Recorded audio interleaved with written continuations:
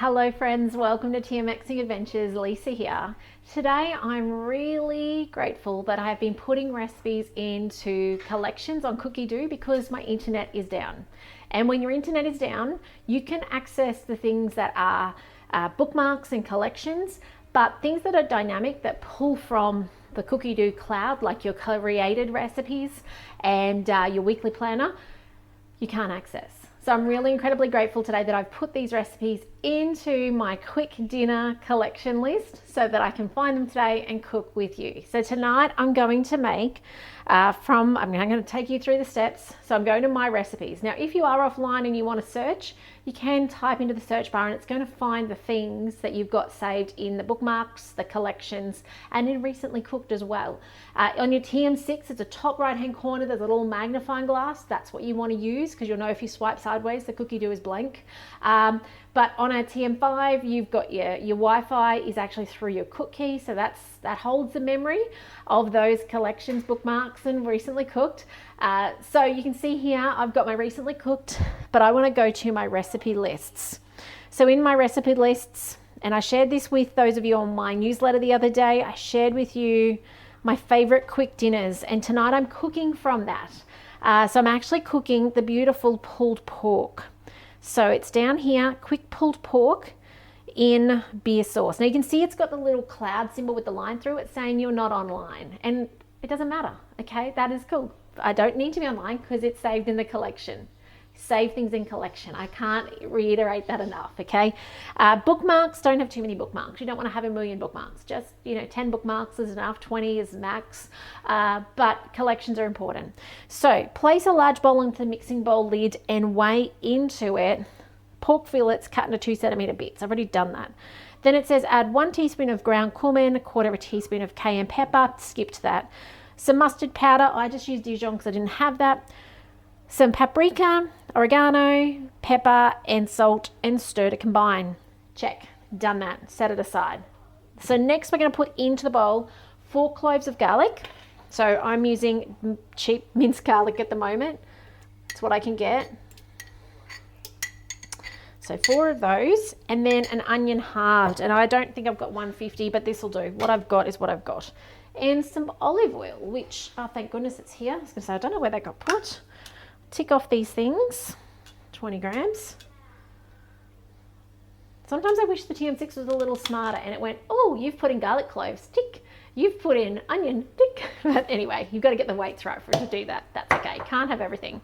Let's go next. Let's chop this. So we've got to chop for 3 seconds, speed 5. Love the chop. Just press the play button. Now this recipe is designed for the TM6 and TM7. It might even be specific to TM7. However, I'm going to give you the hints and tips today to do it on your 31, your 5, your 6. It's because it's got high heat cooking coming up, but I'll talk about how to do that. Scrape down the sides with spatula. I love the chop on the Thermomix. Look at that, it's chopped. Okay. Now we're going to cook that for 5 minutes at 120 degrees, speed 1. So you can do that, okay? Regardless of what model, you can do this cook off. By the way, if you are watching along, I would love it if you would share my videos. So if you've got a friend or family member that has a Thermomix, it doesn't matter what model, or maybe a thermo cooker of some sort, would you share these videos with them so that they can get the very most out of what they've got on the bench? Make sure they're using it to its fullest. They're not getting out a saucepan and stuck in a kitchen. So please do take the time to share these. And if you are part of a group online and that's about Thermomix and cooking, share these videos. I'm happy to support anybody anywhere to get the most out of their Thermomix. I really do want it to serve you and them well in the kitchen. So please grab the share in YouTube and share that far and wide. But I'm going to come back in 4.5 minutes time and we're going to continue this recipe together. So I will see you in a few minutes. Okay, it's just called me back. Let's go next. What's it asking us to do? Transfer to a small bowl and set aside. So we're taking that beautiful, oh my goodness, onion and garlic mix out. Don't need to clean the bowl out really, really well. This comes back in later. It's going to taste amazing. By the way, this goes in a recipe with burgers, right? Or wraps. You don't have to do that. You can serve it with whatever you like. You can just use it as an easy quick dinner like I am tonight. It's going with some leftovers. So place some more oil into the bowl, 15 grams. And now we're going to do high heat. Now with your high heat cooking, this is where those of you with a TM31 or a TM5 or TM6, you guys have high heat. I just don't know if you can do the recipe guided, so you might have to hack a recipe. Check it out on your Cookidoo and see if you can access it. I'm not sure. But you need to be quite precise with your measurements. But those of you with the TM31 and TM5, you can put it on Vorwerk. Oh, look at that. Who would have thought I could get that close? I do have some more meat. I want to do a second batch of this because that's not much for our family. And I've got some more defrosting. So let's go next. And now it's going to brown for 5 minutes at 160 degrees on intense. So I just press play. And on your TM6, if you're finding a recipe, you're wanting to find one that has got your browning, your high heat mode for 5 minutes. So I will see you in 5 minutes time and we'll do the next step together. See you then. Okay, welcome back. So 5 minutes is up. Transfer to a separate bowl and cover. So I'm going to put it in my awesome new, oh my goodness, the smell is amazing. My awesome new Thermo server. Thank you, Thermomix in Australia, for that. Yum. In this goes. And looking pretty cooked, which is awesome. Some of that was frozen still, so I'm pretty impressed with that. Okay. Next, place some more oil. Another 15 grams of oil. Just going to tear that. Oh, not next. Whoops, let's go back. Meant to tear that. So does current step. Tear. 15 grams. Probably could rub that bottom of the bowl a bit better, but I don't feel like it. I will just citric acid wash the bottom of the bowl if I need to. So if it gets too well burnt, I just put 1 tablespoon of citric acid and a little bit of water and I cook it off and it's just beautiful. Okay, so I'm not going to fuss over that. Not today. All right, I've got some more. I cut up some more. So it is semi-frozen as well, but that's okay. Now I am going to be a bit bold and chuck the extra in. I may need to cook it longer.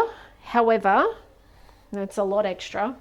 It won't get as great of a sear on it, but I don't really care tonight.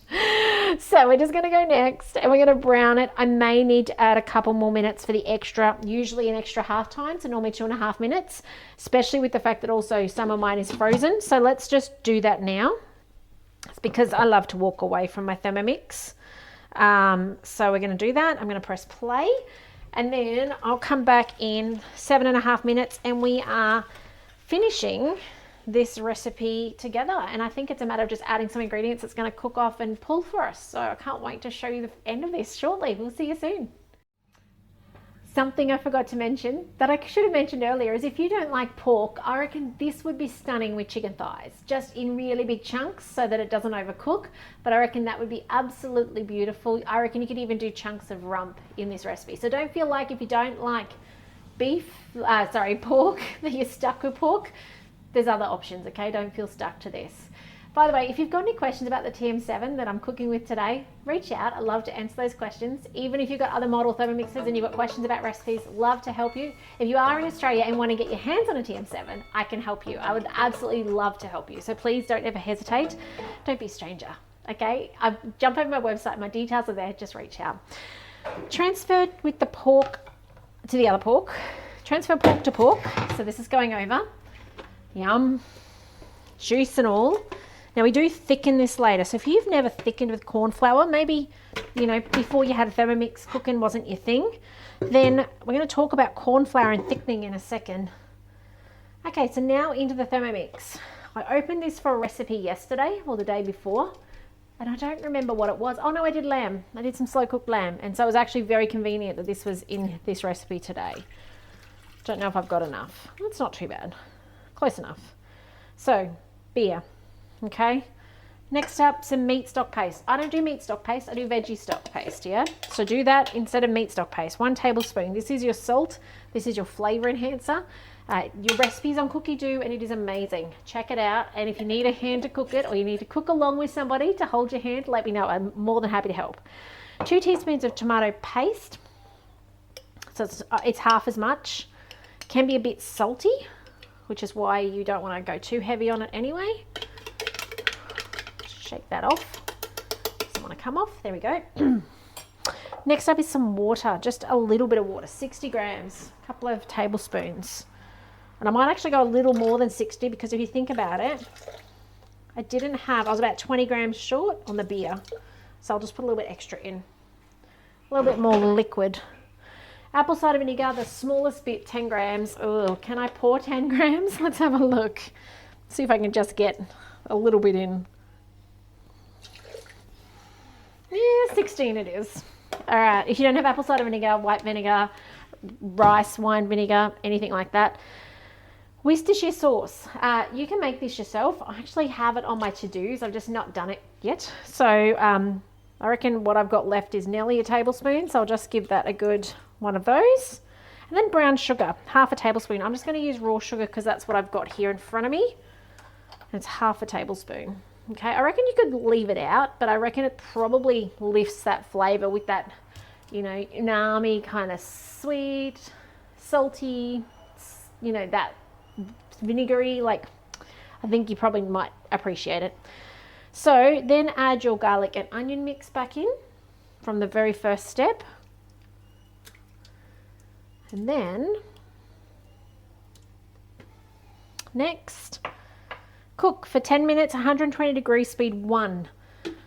All right, now while that's happening, I'm also going to just look ahead and I can see it says place 1 tablespoon of corn flour. Now, if you don't have corn flour, it is worth having in the pantry. It's helpful for custard and not white sauce. There's more custard than anything else, but it is a thickener. So if you make any of the dishes on the quick dinners and they come out too sloppy for your liking, you can make a slurry exactly like we're about to now. And as long as your mix is over 100 degrees still, actually over 90 degrees, it does not have to be boiling, it just has to be over 90. You can literally stir through the corn flour and it will thicken. Okay, so let me show you how we get that ready. So it's 1 tablespoon corn flour, and then it says 2 tablespoons of water. So just grab my kettle again. And the reason you pre-mix it is because you don't want it to go lumpy. So if you put it into the Thermomix in its flour form, I'm just going to use my spoon I used earlier. If you put it in the powdered form, you will find that you will get lumps in your sauce because you're putting it into something hot. So the moment the corn flour heats, it solidifies and yeah, you'll get lumps and bumps. But when you've got it like this, so if you're making my massive mince cook and you find it's too runny, make this and put it into the top. If you are making a gravy and it's too runny, this is your answer.